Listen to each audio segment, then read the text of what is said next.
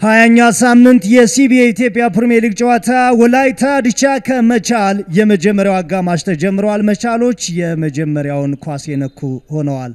መሃል ላይ ጥፋት ተሰርቷል። መናፍ ኢሞሮ ነው ጥፋት የሰራው። ቅጣት ምት ለወላይታ ዲቻ። አብዱ መሐመድና ዮናስ አዘዘ ጨዋታውን በኦቤን ሆርን ኦፍ አፍሪካ በቀጥታ ወደ እናንተ በማድረስ ዳግም ተገናኝተናል። ይህ ጨዋታ በቴሌቪዥን ብቻ አይደለም፣ በሁሉም የኦቤን የማህበራዊ መገናኛዎች በቀጥታ ወደ እናንተ ይደርሳል። የኦቤንን የዩቲዩብ ቻናል በመቀላቀል ጨዋታዎችን በያላችሁበት ሆናችሁ በምቾት በቀጥታ መከታተል ትችላላችሁ። መናፍ ኢሞሮ ጥፋት አልሰራም፣ ኳሱንም ማግኘት አልቻለም። አሰልጣኝ መሳይ አብዱ በመጀመሪያው ወላይታ ዲቻ ቆይታቸው ስኬታማ ወደ አረጋቸው ወደ 3-5-2 ተመልሰዋል። ይበልጥ 5-3-2 ይመስላል። ምክንያቱም መቻል ሁለት ፈጣን የመስመር አጥቂዎች አሉት፣ በረከትና ቸርነት ጉግሳ። አብዱልከሪም ወርቁ ጥሩ ኳስ ይመስላል። ምናልባት በረከት ደስታ፣ ቸርነት ተቆጠረ። ቸርነት ጉግሳ የውድድር ዘመን ሶስተኛ ጎሉን ለማስቆጠር 70 ሰከንዶችን ብቻ ነው የጠበቀው። በእርግጥ የመጀመሪያው ስራ የተሰራው በበረከት ደስታ ነው። ግብ ጠባቂው አብነት ሀብቴ ዛሬ ቢኒያም ገነቱን ቀይሮ ጀምሮ ነበር። ሶስተኛ ጨዋታው ነው፣ ጥሩ ጅምር ግን አይደለም። አብዱ ስለ መከላከል፣ ስለ ኮምፓክት መሆን፣ ስለ 5 ተከላካዮች ነበር እያወራን የነበረው። አብዱ ለመቻል ግን ጎል ለማስቆጠር የፈጀበት ከ2 ደቂቃ ያነሰ ነው። ቸርነት ጉግሳ ቀድሞ ቡድኑን አስደንግጧል። ገና በ70 ሰከንድ ውስጥ ምን አይነት ጎል ነው የተቆጠረው? አብዱ መሀል ለመሀል ጥሩ ሩጫ ነው የሮጠው በረከት። ከጀርባ የተሰጠውን ኳስ መናፍ፣ የመጨረሻውን ኳስ አብነት አብዱ። በመጨረሻው ጨዋታ ታስታውሳለህ፣ ቢኒያም ገነቱ ይዛይነ ኳስ ነው ራሱ ጎል እንዲቆጠር ምክንያት የሆነው አብዱ። ኢትዮጵያ ቡና ጋር የነበረው ጨዋታ አብነት ግን ኳሱን በሚገባ ክሊር አላረቀውም። ከዚህ ቦታ አብዱ መያዝ ይችላል፣ ከአካባቢ ማራቅ ይችላል። ቸርነት በትክክለኛው ሰዓት ይገኝ ነበር አብዱን ጎል ሲያስቆጥር። በአንደኛው ዙር ጎል ለማስቆጠር ረጅም ጨዋታዎች አስፈልገውት ነበር አብዱ። አሁን ግን በሁለተኛው ዙር የመጀመሪያ ጨዋታ ጎል አስቆጥሯል ቸርነት። ምናልባት ሁለተኛው ዙር ላይ አብዱ የቸርነት ወደ ብቃቱ መመለስ ለመቻል ወሳኝ ይመስለኛል። ሌላ አደገኛ ኳስ ምናልባት ወላይታ ዲቻ 0 መቻል 1። ገና 70ኛ ሰከንድ ላይ ነው ጎል እየተቆጠረው። አብዱ መልበሻ ክፍል ላይ በእርግጠኝነት ወሬው ጎል ሳይቆጠርብን እንቆይ፣ ኮምፓክት እንሆን፣ ፈጣን መስመር አጥቂዎች አሏቸው አብዱ። በረከት በዛኛው ሳይድ ቸርነት ይበልጥ ፍራስትሬት እያደረጉ ሲመጡኛ ወደ ማጥቃት እንሄዳለን የሚል ይመስለኛል። ግን ያልተጠበቀ ጎል ያስተናገዱት አሰልጣኝ መሳይ ቴዎድሮስ ታፈሰ የቀድሞ ክለቡን በገጠመበት ጨዋታ የመጀመሪያውን የማዕዘን ምት ለማሻገር ተዘጋጅቷል። ከዛ አስቀድሞ ግን ሙሉቀን አዲሱ አሌንዜናፊያንን ምቾት በመንሳት ካልቢትሩ ተግሳጽ ደርሶታል። ፈቱድን ጀማል ቦታው ላይ ደረሰ። ቴዎድሮስ ታፈሰ ቴዎድሮስ የመታው ኳስ በካርሎስ ዳምጠው ነበር የተጨረፈው። አብዱልከሪም ወርቁ ፈጣን ሽግግር ይመስላል። አብዱልከሪም አማራጮች አሉ። ለበረከት ደስታ ነበር። በረከት የአብዱልከሪም መሰል ገዳይ ፓሶች ለመቻል አስፈላጊ ናቸው። ቆንጆ ብሬክ ነበር አብዱ የተመለከት ነው። ከማዕዘን ምት የተሻገረው ኳስ ነው። አብዱልከሪም ቆንጆ ድሪብል እያደረገ ሄደው በጣም ክሎዝ ኮንትሮል ነበረው አብዱ። የመጨረሻው ፓስ ግን የድሪብሉን ያህል በጣም ፐርፌክት አልነበረም አብዱ። ጥቂት ኳሱ መመጠን ቢችል አለም ጥርጥር 5 ደቂቃ ሲሆን ሁለተኛው ጎል ላይ ታዲቻ ሊያስተናግድ ይችል ነበር። በጣም በመሃላቸው አሁን በእርግጥ የማዕዘን ምቱ ሊያጥቁ ሄዱበት ሰዓት ነው። ግን ወላይታ ታዲቻ ሌላ ጎል የሚያስተናግድ ከሆነ ጨዋታ ሙሉ በሙሉ ከእጃቸው ሊወጣ ይችላል አብዱ። አሁን ደግሞ ይበልጥ ጎል ለማስቆጠር በመጠኑ ስፔሶች እየለቀቁ መጫወታቸው የሚቀር አይመስልም። ስለዚህ ይበልጥ የመስመር አጥቂዎቹ ቸርነት በዚህኛው ሳይድ ያለው በረከት ደንብ ስፔሶች ሊያገኙ ይችላሉ። ዛሬ ይበልጥ አብዱልከሪም በነፃነት ነው የሚጫወተው። ምክንያቱም ከጀርባው ብሩክ ማርቆስ እና መናፍ አሉ። ሞር በመከላከሉ ላይ ጥሩ ዲሲፕሊን አላቸው እና አብዱልከሪም ሞር 10 ቁጥር ሚና ነው የተወጣ ያለው እና ጥሩ ኳሊቲ አለው። መቻል በዚህ የውድድር ዘመን ለራሱም ለሊጉም ሁለተኛውን ፈጣን ጎል ነው ያስቆጠረው። ኮሊን ኮፊ ገና በአንደኛ ደቂቃ ፈጣን ጎል አስቆጥሮ ነበር። የሀቢብ ከማል ጎል ነው ግን በዚህ የውድድር ዘመን ፈጣኑ በ42 ሰከንድ ውስጥ የተቆጠረ። ኮሊን ኮፊ ተመሳሳይ 48 ሰከንድ ላይ ጎል አስቆጥሮ ነበር። ዛሬ ደግሞ ቸርነት 70 ሰከንድ።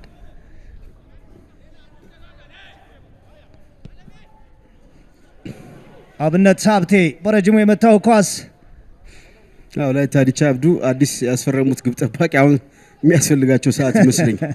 ምክንያቱም በመጨረሻው ጨዋታ የቢኒያም ገነቱ ጥፋት ዋጋ አስከፍሏቸዋል። ዛሬ በእኔ እምነት አብነት ከዚህ የተሻለ ማድረግ ይችል ነበር አብዱ። ዛሬ ስታንዱ ላይ አስፈርሟቸው አዳዲስ ተጫዋቾችም ይታዩኛል። ሙሉቀን አዲሱ ጥሩ ኳስ ይመስላል። አሁን ሙሉቀን ወደ ኋላ መልሶታል። ቴዎድሮስ ታፈሰ፣ ቴዎድሮስ ዳዊት ማሞ ተሳስቷል። ስንታየው ሰለሞን ሊጠቀምበት አልቻለም።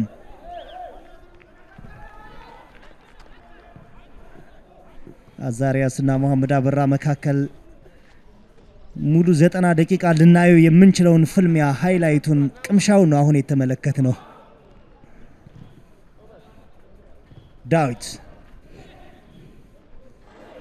ሙሉቀን አዲሱ ካርሎስ ዳምጠው ሁለቱ 10 ቁጥሮች የነበራቸው ፍልሚያ በካርሎስ ጥፋት የተቋረጠ ነበር። የቅጣት ምት ፈቱዲን ታው ላቲዮፍል ዳዊት ማሞ ዳዊት ተቋርጦበታል። በፍቃዱ ኳሱ ለማግኘት ረጅም ሩጫ ግን አሊዮን ዚናፊያን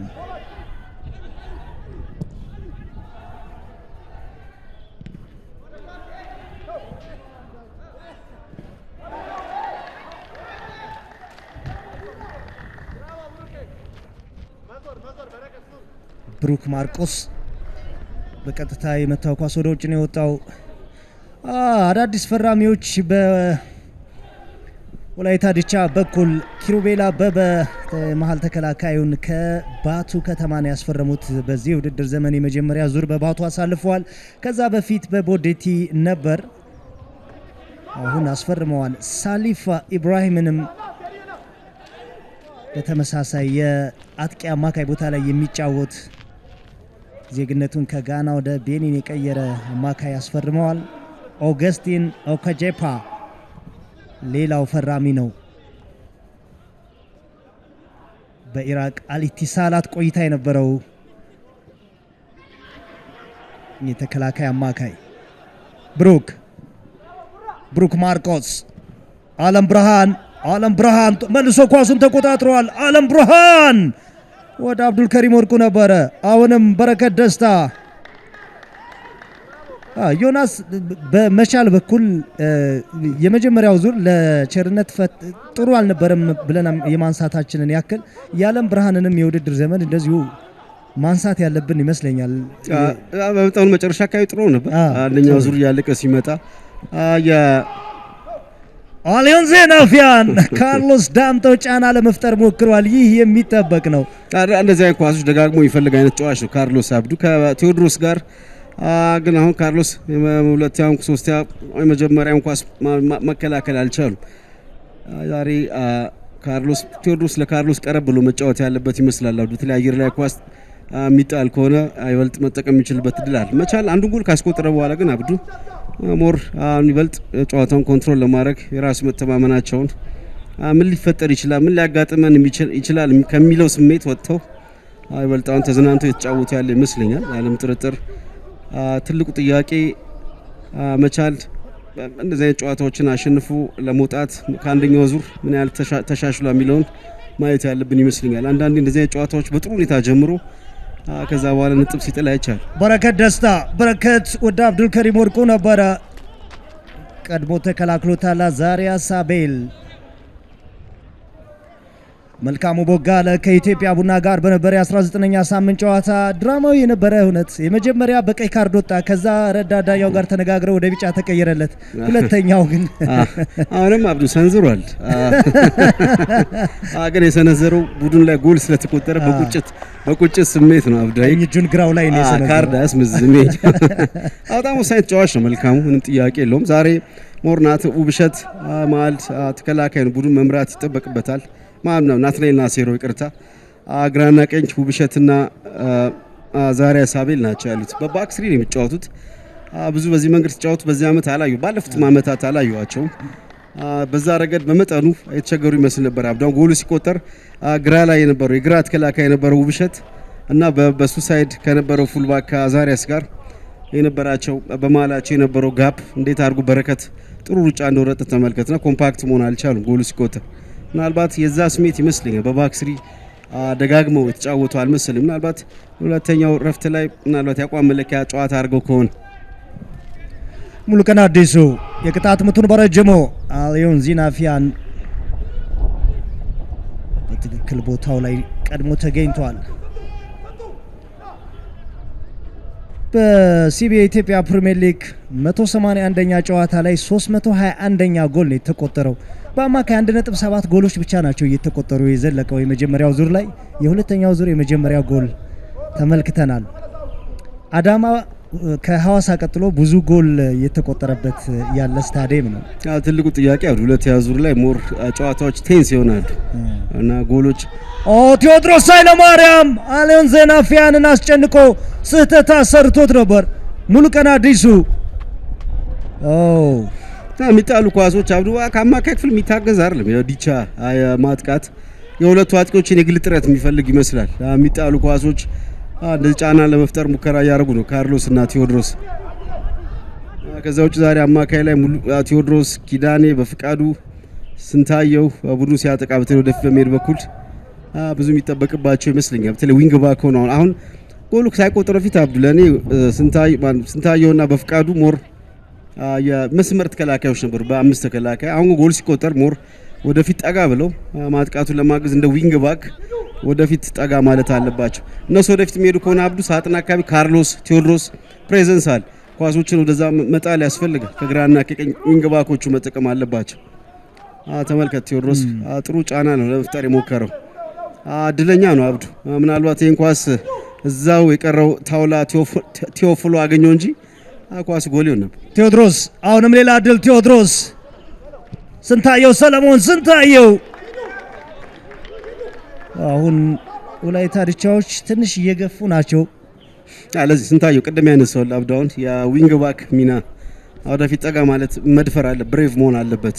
ግን ሜዳውን ታኮ በተለይ ጥሩ ሩጫ የሚሮጥ ከሆነ አብዱ ጥሩ ክሮሶች ወደ ሳጥን ሞር ካርሎስ እና ፈቱዲን ሲፈትል እና እንችላለን። የዛ አይነት ሰርቪስ ካለ ፈቱዲን ለበረከት በትክክል ኳሱ ማድረስ አልቻለም። ፈቱዲን ጀማል ሁለት ጎሎች አሉት። በተለይ ሁለተኛው ጎሉ ከሳጥን ውጭ የተቆጠረና የሰሞኑ መነጋገሪያ የነበረ ጎል ነው። ሁሉም ተከላካዮች ከዚህ ቦታ መምታት ጀምረው ነበር። አብዱ ፈቱዲን ኢፌክት ላስታውሰ ነበር። ግን አሁን ፈቱዲን ራሱ የረሳ ይመስላል። ፈቱዲን ኢፌክት የምን ኢፌክት ነው የሚለው ልምድ አለው አይደለም። ዋንጫው ተለይ በንግድ ባንክ ጥሩ ጊዜ አሳልፏል።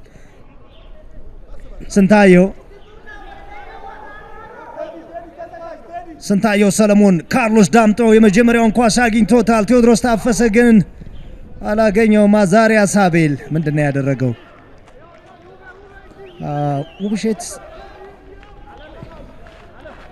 ዳላ ሲስተሙ ላይ ታዲቻዎች አዲስ እንደሆኑ በደንብ እያየን ነው። በአማካዮቹ ማለት እስካሁን ምንም አይነት ወደ ማጥቃቱ የሚያግዝ የተሳኩ ኮምቢኔሽን ቅብሎች አብዱ ተመለከትናቸው በጣም ጥቂት ናቸው። የሉም ኦልሞስት ማለት ይቻላል።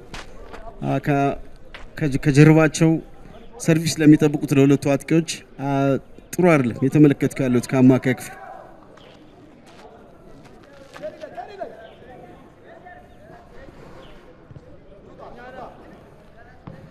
በዚህ ቡድን ውስጥ ቴዎድሮስ ኃይለማርያም እና ካርሎስ ዳምጠው ናቸው ከፍተኛ ጎል አስቆጣሪዎች። 3 ጎሎችን አስቆጥረዋል። የሁለቱን ድምር ጎል ደግሞ የመቻሉ አጥቂ መሐመድ አበራ ይጋር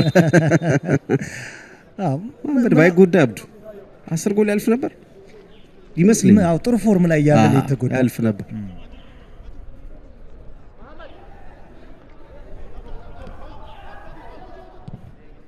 ስንታየው ሁለቱም ቡድኖች በ10 ተጫዋቾች ጎል አስቆጥረዋል። መቻል ከ10 ተጫዋቾች 24 ጎሎችን አግኝተዋል። አሁን 25ኛው ነው ያስቆጠረው።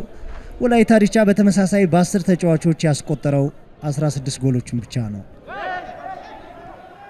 ሙሉቀን አዲሱ፣ ቴዎድሮስ ታፈሰ፣ ቴዎድሮስ ኃይለማርያም ነው በቀጥታ ያገኘው። ቴዎድሮስ ረዝሞበታል ኳሱ። ሀሳቡ ጥሩ ነበር። ድፍረት ሳይዘጋጅ ፈቱዲን ኳሱ ነክቶበት ይዞት ለመግባት የሞከረ ቴዎፍል አብዱ በጣም ጥሩ እንቅስቃሴ እያደረገ ነው። ቅድም አሊዮ ዚናፊያን ቤላውት አደረገው። አሁን ደግሞ ለፈቱዲን ጥሩ ሽፋን የሰጠው ኪዳኔ አሰፋ በፍቃዱ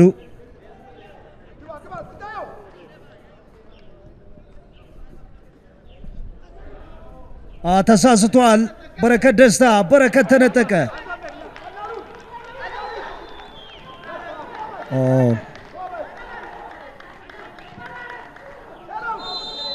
ናትናኤል ናሴሮ ጥፋት ተሰርቶበታል።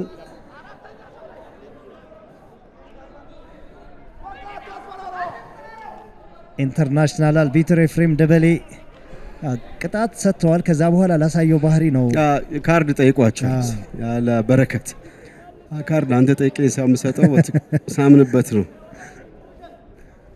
አይቻልም ማለት በዛ መጠየቅ አይቻልም። በአንዳንድ ሊጎች ፕሪሚየር ሊጉን ጨምሮ ካርድ መጠየቅ ያስመዘዛል። አዛሪያስ ሳቤል ካርሎስ ማግኘት አልቻለም። ሙሉቀን አዲሱ ኪዳኔ በትክክል ማድረስ አልቻለም። ሙሉቀን ጥፋት ተሰራብኝ ብለዋል። ኤፍሬም ደበሌ የመልስ ኑራ ነው የሰጡት።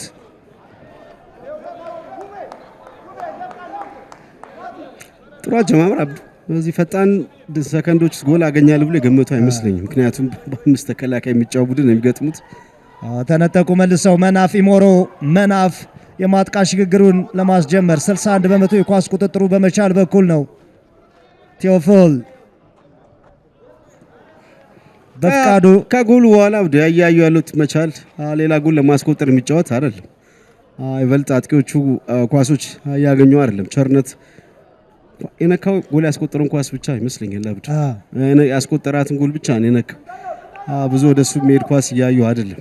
እንደዚህ በተመሳሳይ በረከት ራሱ ኢንቮልቭ ለማድረግ ሲሞክር ታያል የተሻለ ጥረት ሲያደርግ። ስንታየው ሰለሞን ስንታየው ተሳሳቱ። ካርሎስ ፍጹም ቅጣት ምት አይደለም ብለዋል ኤፍሬም ደበሌ። ካርሎስ ዳምጠ ወርቃማ አጋጣሚ ነው ያመለጠው። የጦና ንቦችን አቻ ሊያደርግ እጅግ የቀረበ ድል። ምን አይነት ሚስ አንደርስታንዲንግ ነው በሁለቱ ተከላካዮች በፈቱዲንና በታውላ። ካርሎስ በዚያ መሃል ያገኘውን ኳስ ተመልከት። ፈቱዲን ግዙፉ ተከላካይ ኳሱን ያገኘው ነበር። ጥሩ ውሳኔ ነው የወሰኑት። ካርሎስ ስማርት ለመሆን የሞከረ ይመስላል። ራሱን ወደ ሜዳ ወረወረው። ቢጫ ካርድ አለማየቱ እድለኛ ነው አብዱ። አልጠየቀም፣ ብልህ ሆኗል። ጥሩ ነገሩ አልጠየቀም። ጥሩ ውሳኔ ነው የወሰኑት ኤፍሬም። ምናልባት ካርድ አለማሳየታቸው ብቻ ሊሆን ይችላል። ምን አይነት እድል ነበር ግን አብዱ። ሁለቱ የመሃል ተከላካዮች ምን አይስተን የሰሩት አብዱ። በተለይ ፈቱዲን አጠገቡ ግዙፉ ታውላ አለ። ኳሱን ቢተውለት ክሊር ማድረግ ይችላል አብዱ። ካርሎስ ይህን አድቫንቴጅ መጠቀም አልቻል። ኳሷ ረዝማበታለች አብዱ። የመጀመሪያ ንክኪው ረዝሟል። ከዛ ሌላ ያለው ድል ወድቀህ የሚፈጠረው ማየት እሱን እኛም ማየን። ግን የመልስ ምት ነው። ሁለተኛ ዙር በጣም የዚህ አይነት ኳሊቲ ያላቸው የአርቢትሮች ውሳኔዎች እንደሚኖሩ እርግጠኛ ነኝ አብዱ። ያ ምልክት እያየን ነው። እርግጥ ኤፍሬም አንደኛው ዙር ላይ በጣም ጥሩ ጊዜ አሳልፈዋል። ተውፈል ዳዊት ማሞ መሐመድ አበራ መሐመድ የመጀመሪያውን ኳስ አሸንፈዋል። ብሩክ ታረቀኝ ተጨረፈ። መሐመድ አበራ መልሶ ለማግኘት ሞከረ። ቸርነት ጉግሳ ኪዳኔ ለማስጣል ሞክረዋል። በፍቃዱም አለ ቸርነት፣ ሁለቱንም አመለጣቸው። ቸርነት መጨረሻ ግን በፍቃዱ እጅ አልሰጠም። ኪዳኔ አሰፋ ወላይታ ዲቻ አብዱ ነቃ ማለት እንዲያ አሰልጣኞች ጠርዝ ላይ ወጥቶ ጩኸት የሚፈልግ አይነት ይመስላል። እርግጥ የአየር ንብረቱን ብዙ ያግዛቸው አይመስለኝም። አሁን ሞቅ ያለ ነው አየሩ። እንደዛም ሆኖ ግን ከዚህ ከአንደኛው ሁለተኛ ዙር የመጀመሪያው ጨዋታ ጀምሮ አብዱ ነጥቦች ለማግኘት ፋይት ማድረግ አለባቸው። ፋይት ለማድረግ ይሞክራሉ፣ ግን የተደራጀ ወደሚታይ ኳሊቲ ያለው ማጥቃት ያዩ አይደል። ቅድም ያነሳ ነው ዊንግ ባኮች ወደፊት እየበረሩ ኳሶችን ክሮስ ያደርጉ ወደ መስመር አትመለከትም። መሀል ለመሀል እና ቴዎድሮስና ሙሉቀንና ኪዳኔ አይነን በብዙ ወደፊት የሚሄዱ ኳሶች ጥራት ያላቸው አትመለከትም አብዱ። ማጥቃቱ በጣም ዲስኦርጋናይዝ የሆነ ነው። ወላይታ ዲቻ 20 ደቂቃ ወላይታ ድቻ 0 መቻል 1። ሁለተኛው ደቂቃ ላይ የተቆጠረችው የቸርነት ጉግሳ ጎል መቻልን መሪ አድርጋለች። ስህተት ነበር አብዱ። ተመልከት ኳሷን ፊት ለፊት የሚያያት ማን ነው? ታውላ ቴዎፍል። በይበልጥ ለፈቱዲን ፎይታ የሚሰጥ ይመስለኛል አብዱ። ምንም ንክኪ ትክክለኛ ውሳኔ። የመጨረሻው ግን አብዱ ይሄን ኳስ ነካ። እዚህ ጋር ንክኪ ብዙ የለውም አብዱ። ሁለተኛው ግን ተመልከት ተረከዙ አካባቢ ንክኪ አለው ግን በቂ አይደለም አብዱ። እግር ኳስ የኮንታክት ስፖርት መሆኑን የሚያሳይ ንክኪ ብቻ ነው ያየሁት። ሌላ ድል አለ አሁን ምናልባት መናፊ ሞሮ ለአብዱልከሪም ወርቁ። አብዱልከሪም በረከት ደስታ በረከት ከፍ ያለ ኳስ ወደ ማን ናትናኤል ናሲሮ መልሶታል። ቸርነት ጉግሳ ለማስጣል ሞክሯል። ቀድሞ ቸርነት ጥፋት ሰርቷል። በፍቃዱ ዝቅኤል ወላይታ ድቻ 0 መቻል 1። ግን አንዷ ጎል ከተቆጠረች 20 ደቂቃ አልፏል። ካርሎስ ቴዎድሮስ ሙሉቀን አዲሱ አደገኛ ኳስ ይመስላል። በፍቃዱ ዝቅኤል በፍቃዱ ዝቅኤል ፈቱድን ጥሩ ተከላከለው። ሳውላ ቴዎፍል ቸርነት ውብሸት አዛሪያስ ስንታዩ ሊደርስበት አልቻለም። መልክ ያለው ማጥቃት የሞከር ነው አሁን ወላይታ ዲቻዎች አብዱ። በተለይ ሁለቱ ዊንግ ባኮች በጣም ቁልፍ ሚና ያላቸው ይመስለኛል አብዱ። ሜዳውን በደንብ ስትሬች ማድረግ ካልቻሉ አማካዮቹ በደንብ ስፔስ እያገኙ አይደለም አብዱ እና ኪዳኔ ቴዎድሮስን ጨምሮ ምናልባት የሁለቱ ፉልባኮች ሚና በዚህ ረገድ ወሳኝ ይመስላል። በዛኛው ሳይድ ጥሩ ሩጫ ነው በፍቃዱ ዝቅኤል። የመጨረሻ ኳስ ጥሩ አልነበረም። አሁን ደግሞ ስንታየውን ፖዚሽን ስትመለከት ጥሩ ነበር፣ ግን ፓሱ ልክ አልነበረም። ቴዎድሮስ ኃይለማርያም ጥሩ ኳስ ይዞ ለመግባት ሞከረ። አለም ብርሃን ይግዛው። አብዱልከሪም ኪዳኔ ቴዎድሮስ ታፈሰ 7 ዓመታትን በዚህ መለያ ተጫውቶ አሳልፈዋል። ቴዎድሮስ ታፈሰ ለሆ በቅርብ ዓመታት ደግሞ ተቃራኒ ሆኖ እየገጠመ ነው። ብሩክ ማርቆስ እዛው መቻል ውስጥ አብዱ ተክለወልድ ፍቃዱ ይባል ግሩም አማካይ ነበራቸው። አንድ አለመታደል ሆኖ አሁን በህይወት የለም። እሱ አይነት ኳሊቲ ነው ያለው አይደል ቴዎድሮስ። ወላይታ ድቻ ተከታታያቸው ውጤቶች መጨረሻ ደግሞ በኢትዮጵያ ቡና ተሸንፈዋል። የኮቺንግ ስታፍ ጭንቅላት ተጨምቆ አብዱ ወላይታ ድቻን ወደ ውጤት ማምጣት አለበት። መፍትሄ ያስፈልጋቸዋል። አሁን ፊታቸው ላይ የማየው ሜዳ ላይ ያለው ነገር ብዙ ደስተኛ እንደማያደርጋቸው። ታውላ ቴዎፍል አለም ብርሃን ይግዛው በረከት ሙሉቀን አዲሱ ወደ ውጭ አውጥቷል። የመልስ ወረራ አሁንም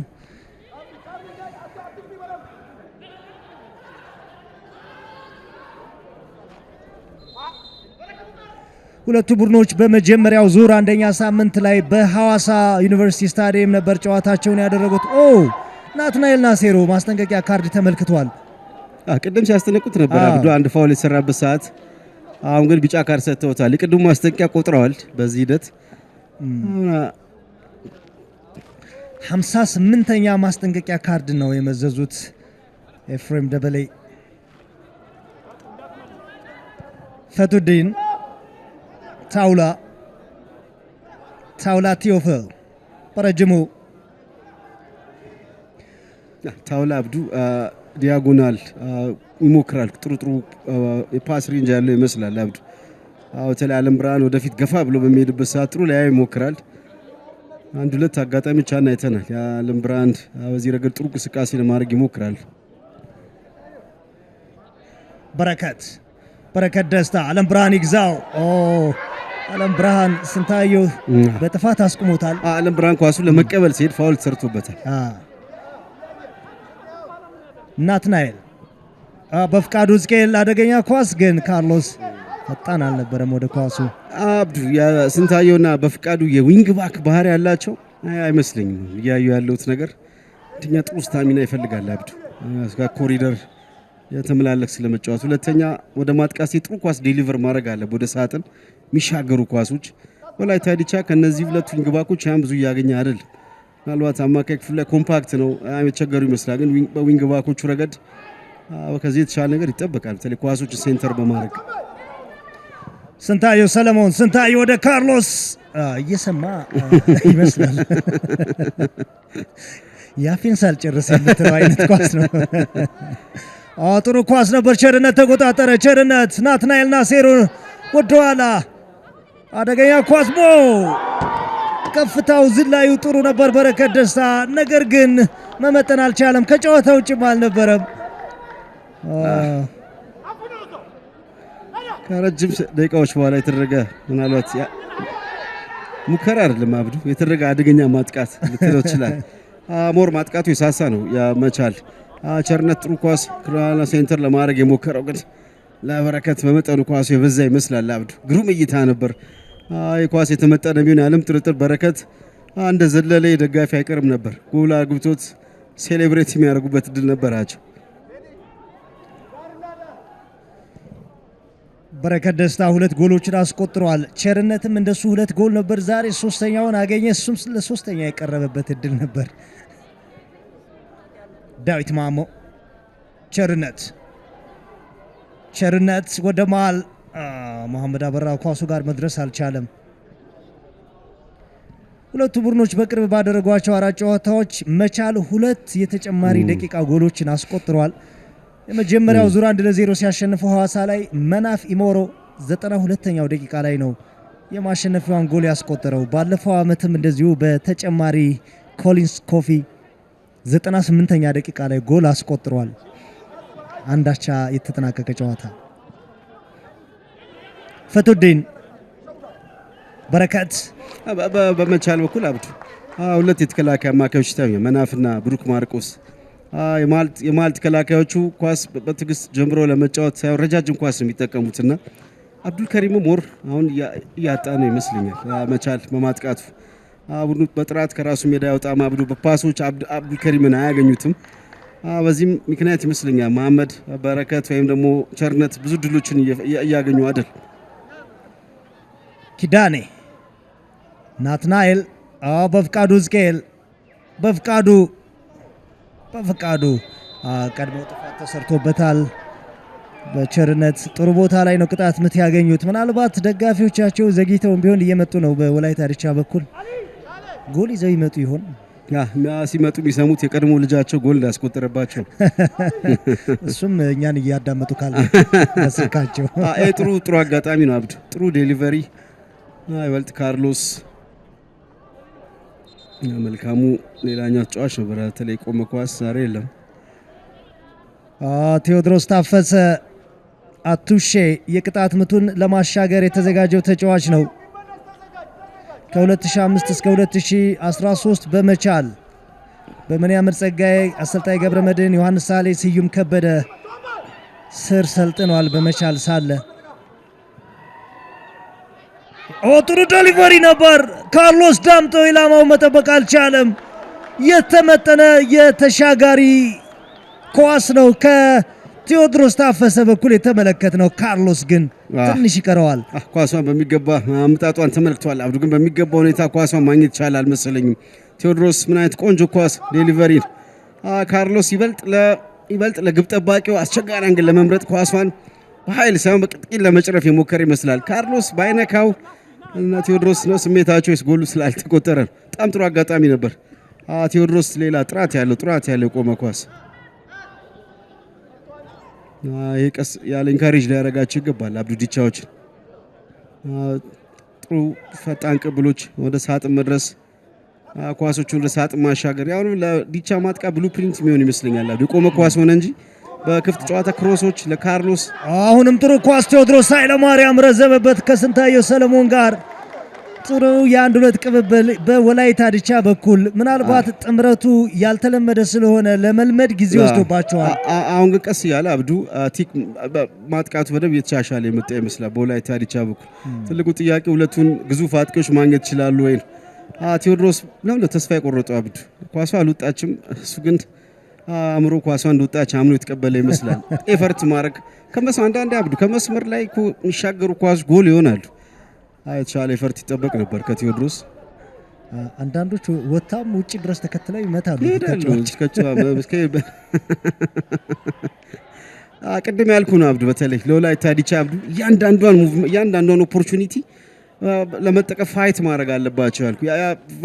ለዓለም ወረስ ተጫወት አንዳንዱ ፋይቲንግ ስፒሪትን በጣም ወሳኝ። በዛ ረገድ ወላይታ ዲቻ በተለይ በመጀመሪያ የመሳይ ዘመን የነበረውን የዲቻን ፋይቲንግ ስፒሪት መልሰው ማግኘት አለባቸው። ፊት ላይ ፍራስትሬሽን ነው የማየው። 20 ሰከንድ 70 ሰከንድ አብዱ በጣም ፈጣን ጎል የተቆጠረባቸው።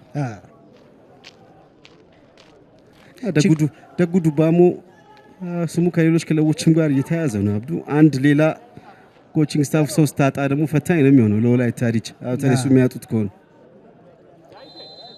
ከዚህ ቦታ ላይ ወላይታ ዲቻዎች አደገኛ ሙከራ አድርገዋል። መቻሎችስ በረከት ደስታ አብነት ሀብቴ በቀላሉ ተቆጣጥሮታል። ያልተፈተነበት ሙከራ ነው።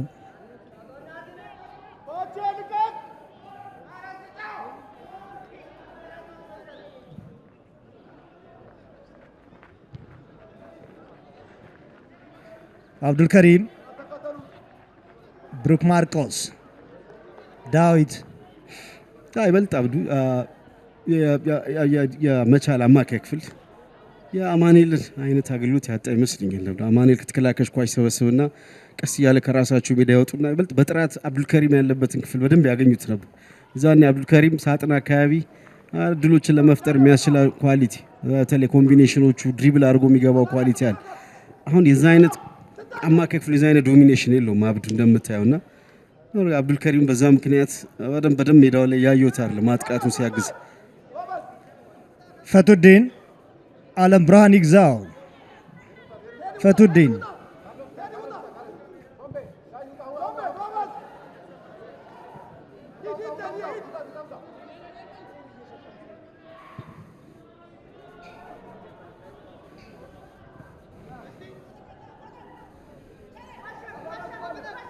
ስንታየው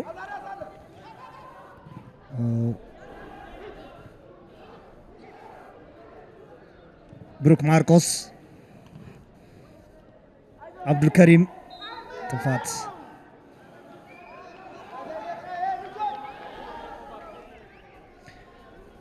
በዚህ ውድድር ዘመን በተለያዩ ስታዲየሞች ጨዋታዎች በተመሳሳይ ሰዓት እየተደረጉ ናቸው። በአዲስ አበባ፣ አዳማ፣ ሐዋሳ የፕሪሚየር ሊጉ ጨዋታዎች የተደረጉባቸው ሜዳዎች ናቸው። በአዲስ አበባ ስታዲየም በጨዋታ 1.5 ጎሎች ናቸው የተቆጠሩት። በአዳማ 1.8፣ በሐዋሳ 1.9 በአማካይ በየጨዋታው ጎሎች ይቆጠራሉ። ስንታየው ሰለሞን ስንታየው ፈቱዲንን ጥሎ ለማለፍ ስንታየው ፈቱዲን ግን ኳሱን ሳይሆን ቦታውን የተከላከለው። ጥሩ ውሳኔ።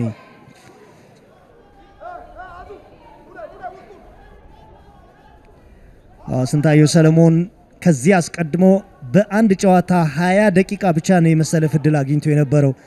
ዛሬ ግን በተጋጣሚያቸው የጨዋታ መንገድ ምክንያት የመጀመር እድል አግኝቷል። አሁንም በተመሳሳይ በመቻል የኳስ ቁጥጥር ብልጫ ጨዋታው ቀጥሏል።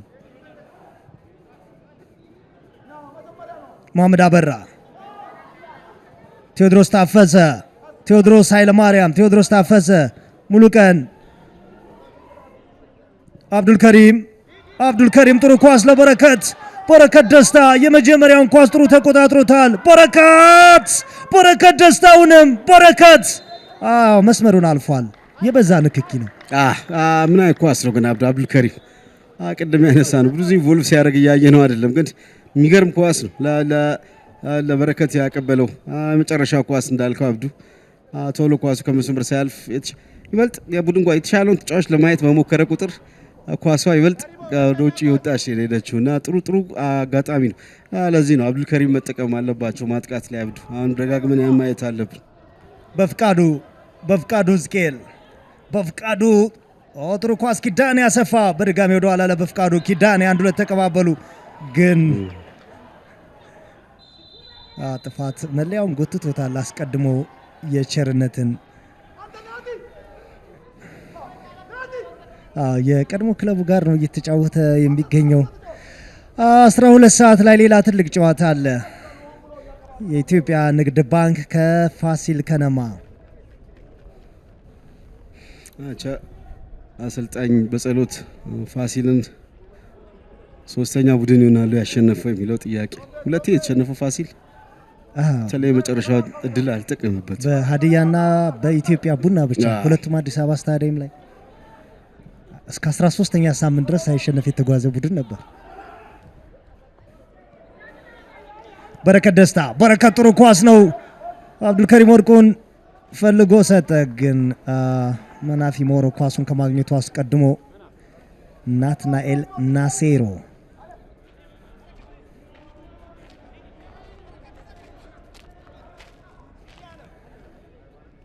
አለም ብርሃን ስንታየው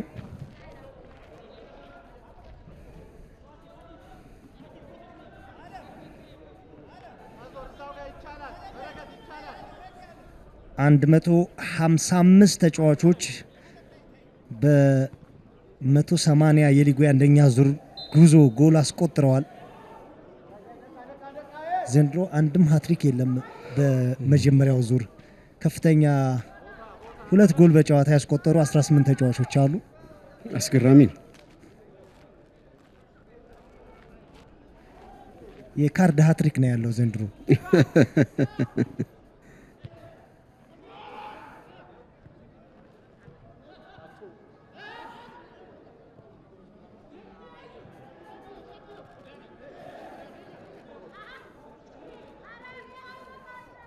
ስንታየው ሰለሞን ከጥሩ ተጋድሎ አድርጎ ለቴዎድሮስ ኃይለማርያም አብዱ ያ ሜዳ ላይ ያየው አየሩ ሞቃታማ ይመስላል። ጫው ሜዳ ላይ ከበዳቸው ይመስለኛል። አብዱ አንተ ረመዳን ላይ ነህ፣ አንተ ጥሩ ላይ ነው ያለው። አብዱ ሜዳ ላይ ካሉት እስኪ ረፍት ላይ ፀሐይ ላይ ስንወጣ ለፍርድ ይመቸኛል።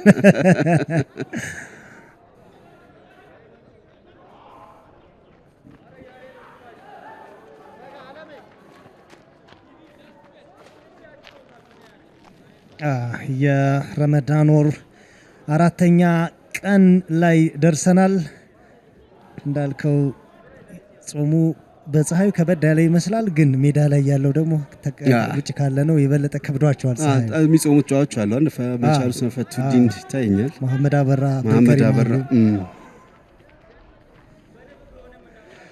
ሀዲያ ሆሳዕና ከባህር ዳር ከተማ በሐዋሳ ዩኒቨርሲቲ ስታዲየም ጨዋታቸው ቀጥሏል። ግርማ ዲሳሳ የጣና ሞገዶችን መሪ ያደረገ ጎል አስቆጥሯል። 3ኛ የውድድር ዘመን ጎሉ ነው ለግርማ። አሰልጣኝ ደጋረጊ ግዛው በቅርብ ጨዋታዎች መስመር ላይ ያጫወቱት ነው። በመስመር አጥቂ ነው፣ መስመር ተከላካይ ነበር። ወደ ቀድሞ ቦታው መልሰውታል። ባህር ዳር ጎል ካስቆጠረ ግርማ ዲሳሳ የማስቆጠር እድሉ በጣም ሰፊ ነው። አብድ አደም አባስ ተመልሷል። አንተነህን አስፈርመውታል። ጥሩ ዝውውሮች ናቸው። አብዱ በመጀመሪያው ዙር የነበረባቸውን የጎል ማስቆጠር ችግር መጠኑ ይቀርፋሉ የሚል እምነት አለኝ። አማካይ ክፍል ላይ ጥሩ ድል መጥቷል። መሐመድ አበራ ሌላ ድል። በረከት ደስታ ሁለቱም የመቻል ጎል አስቆጣሪዎች ሶስተኛ የውድድር ዘመን ጎላቸውን ነው ያስቆጠሩ የቀጠሉት። በረከት ደስታ የመጀመሪያ የመሐመድ አበራ ኳስ የተበላሸ ይመስል ነበር፣ ግን ቀደም ሲል ለተቆጠረው ጎል የሱ ኳስ በግብ ጠባቂው ሲመለስ ነበር። አሁን ለማስቆጠር ተራው የሱ ሆኗል። መቻል ወደፊት በሚሄዱበት ሰዓት አብዱ ምህረት የለሽ መሆናቸውን እያየን ብዙ ማስቆጠር ድል አልፈጠሩም። አድሉ ሲያገኙ ግን ያስቆጥራሉ። አሁንም ዲስኦርጋናይዝድ ነው የወላይታ ዲቻ መከላከል። አብዱ በተለይ በግራ ሳይድ በደንብ ክፍተቶች ይታያሉ። በመሃል በናትናኤል ናሴሮና በስንታየው መሃል ቅድም ጎሉ ሲቆጠር ግብ ጠባቂው ከተፋ በኋላ ቸርነት ያስቆጠረው ጎል ከዚሁ መነሻ ነው።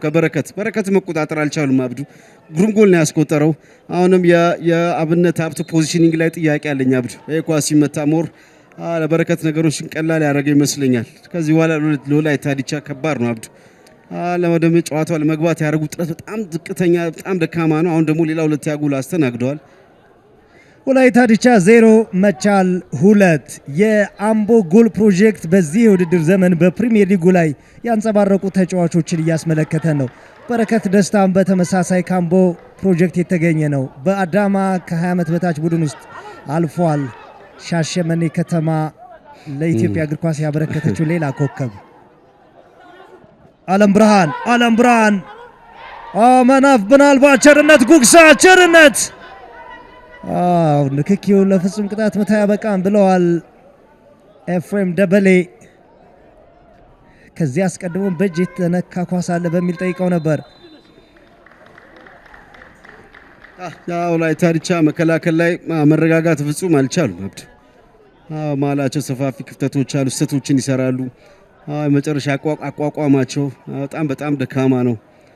ተመልከታውን እዚህ ጋር የሬስቲንግ ዲፌንስ ቀድሞ የተቆጠረው ጎል ነው ያኛው የተመለከት ነው። የኛው ቸርነት ንክኪ ያለው አብዱ የመጀመሪያው ኳስ ቸርነት ከመንካቱ በፊት ውብሸት ምናልባት ያዛሪያስ የመጨረሻው ንክኪ ይመስላል አብዱ ያለው ይመስላል። ግን ለአርቢትሩ በኔ እይታ ጥቂት ንክኪ ያለ ይመስላል፣ ግን በቂ አይመስልም እውነት ለመናገር። ግሩም ሀጎስ ወጣቱ አብነት ተመልከት፣ ያስቀድሞ የተመለከት ነው ኳስ በረከት ሲመቱ አብዱ በጣም አንግሉ ጠባብ ነውና ከአካባቢ በደንብ ለማራቅ ነው የሞከረው አብዱ፣ ግን አልቻለም። መልካሙ ያሉና ጥያቄ ነው አብዱ ከዚህ በኋላ ለወላይታ ዲቻ አብዱ አንደኛው ዙር ላይ ሁለተኛው ዙር ላይ እንሻሻላለን ትላል። ሁለተኛው ዙር ላይ ካልተሻሻልክ በሚቀጥለው አመት ከፍተኛ ሊግ ላይ ተሻሽለ ከዛ በኋላ ባለው አመት ነው የምትመጣው ተመልስ። መሻሻልም በጊዜው ሲሆን ነው የሚከፍልህ። በፍቃዱ ዝቅያል በፍቃዱ ወደ ሳጥን አደገኛ ኳስ ሳውላ ቲዮፍል ጥሩ ተከላክሎታል። 3 ኢላማቸውን የጠበቁ ሙከራዎች በመቻል በኩል 2 ተቆጥረዋል። ወላይታ ዲቻ እስካሁን ኢላማውን የጠበቀ ሙከራ ማድረግ አልቻለም። በጣም ዝቅተኛ ጎል ዕድል የተፈጠረበት ያለ ጨዋታ ነው አብዱ። ልዩነቱ መቻል ሞል ክሊኒካል ምረት የለሽ ዕድሎች በመጠቀም መሐመድ አበራ ከናትናኤል ናሴሮ ጋር መሐመድ አበራ መሐመድ አሁን ከቀኝና ከግራ ተጣምረውት ማጥቃቱን የተጋሩ ተጫዋቾች ጎል አስቆጥረዋል። እየቀረው እሱ ነው። በረከት አብዱልከሪም በረከት አዛሪያስ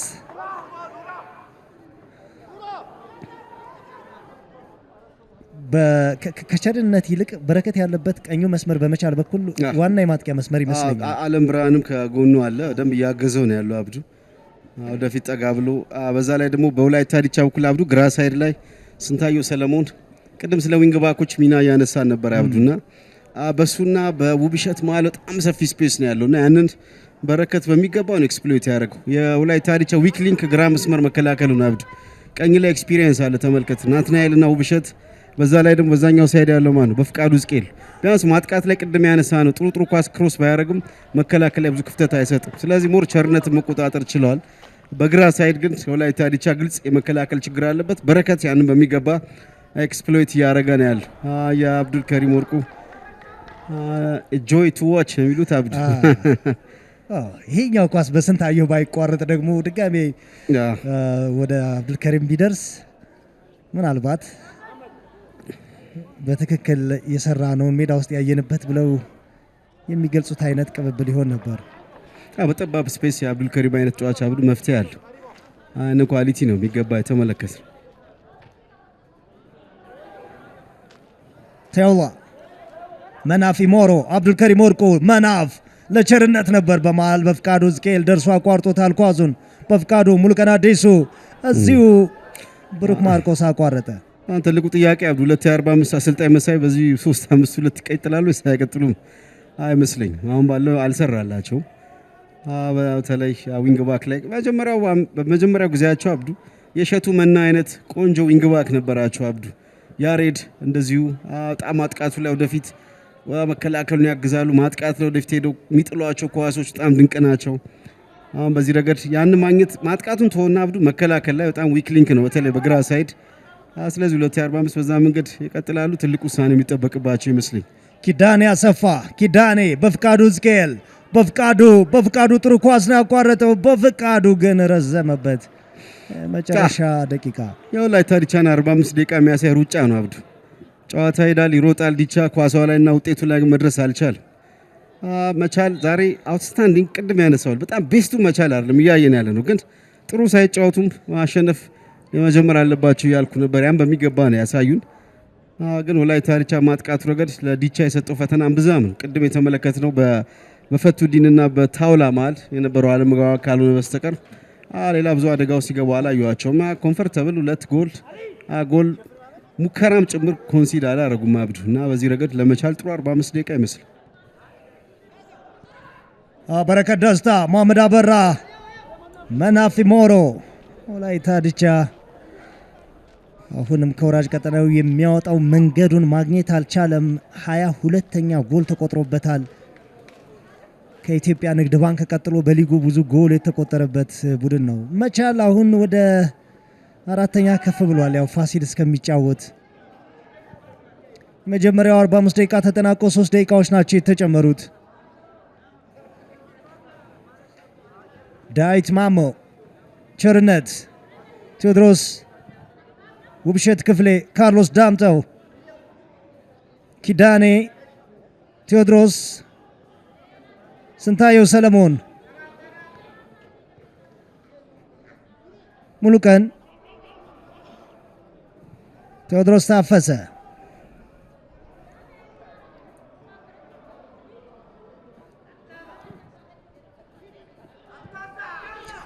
ጥሩ ኳስ ይመስላል። ስንታየው ሰለሞን ምን ሊያደርገው ይችላል? ስንታየው ራሱን ነው የሸወደው በዚህ አጋጣሚ። ይሄ ነው ትልቁ ችግር የወላይታ ዲቻ። ከመስመር ላይ 2 ግዙፍ አጥቂዎች ከፊት ይዘ አንድም ኳስ ትክክል የተሻገረ ኳስ የለም አብዱ።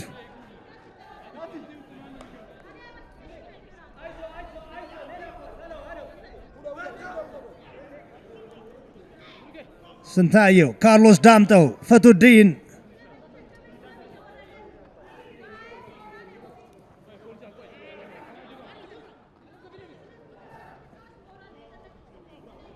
ስንታየው ሰለሞን፣ ካርሎስ ዳምጠው በተመሳሳይ ኪዳኔ አሰፋ፣ ኪዳኔ ሳጥን ውስጥ፣ ኪዳኔ አሰፋ፣ ፈቱዲን። ሌላ ነፍስ ያለው ማጥቃት በወላይታ ዲቻ በኩል ግን ፈጣን መልሶ ማጥቃት ተጋልጠዋል። በረከት ደስታ፣ በረከት ምንድነው ያደረገው? ለቸርነት ይመስል ነበር። ሩቅ ነው። ውብሸት ክፍሌ በቅርበት ነው ለኳሱ የተገኘው። ቴዎድሮስ ታፈሰ ጥፋት ሰርቷል፣ ግን አድቫንቴጅ ነው የፈቀዱት። መሐመድ አበራ ወደ በረከት ደስታ፣ በረከት በ3 ተጫዋቾች መካከል በረከት ደስታ ለዓለም ብርሃን ይግዛው። ዓለም ብርሃን፣ በረከት ደስታ። ምን አይነት ኳስ ነው መቻል እየተጫወተ ያለው ዛሬ፣ በተለይ በቀኝ መስመር አብዱ። ቅድም ያነሳን የዓለም ብርሃንና የበረከት ኮምቢኔሽን፣ አሁንም የግራ ሳይድ ወላይታ ዲቻ የመከላከል ድክመት። ይሄኛው ኮሪደር የመጀመሪያው 45 የጨዋታ ውጤት ቀያሪ። ተመልከት እንዴት አይነት መግባባት እንዳላቸው። የመጨረሻው ንክኪ የመጀመሪያው መነሻ በረከት ነው። እንደገና ሁለተኛውን ኳስ ተመልከት። ከዓለም ብርሃን የደረሰው ኳሱን እዛው ለጥፎ ቶሎ ለምታ ነበር የሞከረውና ጥቂት ኳሷ ረዘመችበት አብዱ። ሌላ አደገኛ ሙከራ። መናፊ ሞሮ የወላይታ ዲቻ መረብ ላይ ጎል ለማስቆጠር አዲስ አይደለም። በመጀመሪያ ዙር 92ኛው ደቂቃ ላይ ነበር የአሸናፊነትን ጎል ያስቆጠረባቸው አብዱ። ለመቻል መጀመሪያው 45 ፐርፌክት 45 ደቂቃ ለሞት ቃርብ። ምን አይነት እይታ ነው አብዱ። መናፊ ሞሮ የወላይታ ዲቻ ደጋፊዎች ከምን አይነት ተአምር ነው የተረፍነው የሚል ይመስላል። መናፊ ሞሮ ድንቅ ሙከራ ለጎል የቀረበ ለመቻል በጣም ጥሩ 45 ደቂቃ። የወላይታ ዲቻ አስቸጋሪ ጉዞ ግን ማብቂያ ያለው አይመስልም አብዱ። የረፍት ሰዓት ውጤት ወላይታ ዲቻ 0 መቻል 2።